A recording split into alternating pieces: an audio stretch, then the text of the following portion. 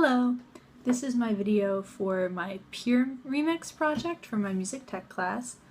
For this project I chose to remix Katherine's Medea. I love this song. I could not tell you why, but I listen to it a lot, like on my own time, and I know what you're gonna say. Don't remix songs that you already like. I know, but this song was already so choppy that I just really wanted to work with it. I felt inspired. I just went with it. I didn't change a ton.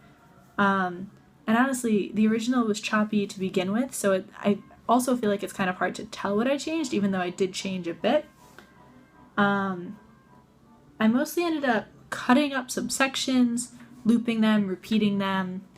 I added in this really cool, like, ticking clock noise that chimes.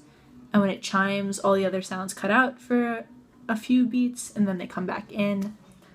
I messed with the EQ a lot. I love her voice in this song, so I was just trying to make it like a little more echoey, like it was in a big room. Let's see. Oh, right. So I wanted to remix this song using the GarageBand file. I had like big plans. I was going to change a lot of stuff, move a lot of things around, but Katherine could not export the GarageBand file. She could only export the MP3, which made everything a lot more difficult. I could only work with one pre-existing line of music and edit from there. So all the EQ and stuff I messed with was just from a pre-existing total collection.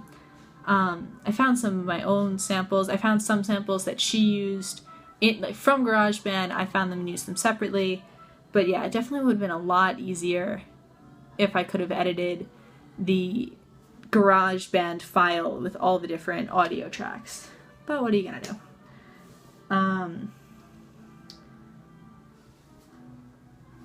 Yeah, so basically my goal was to make it sound like very over-edited and choppy, which doesn't sound like a real goal, but that was my plan, and I think I succeeded. The struggles that I encountered, well beyond the actual not having the GarageBand file, even when I was trying to chop up just like parts of her voice, I would zoom in really close onto the sound file and I just like could not see visually where the words started. So it was a lot of trial and error of like cutting, that was me doing Command T, cutting and seeing if it was in the right place, and most of the time it wasn't, and that took quite a few tries. Oh yeah, and I really wanted to add some kind of drum beat, hence the clock noises, because the tempo wasn't very consistent. It was really hard to find any kind of drum beat that lined up. Everything just seemed too much. So I stuck with the clock, which I really liked. Added a lot of reverb, which was kind of rhythmic.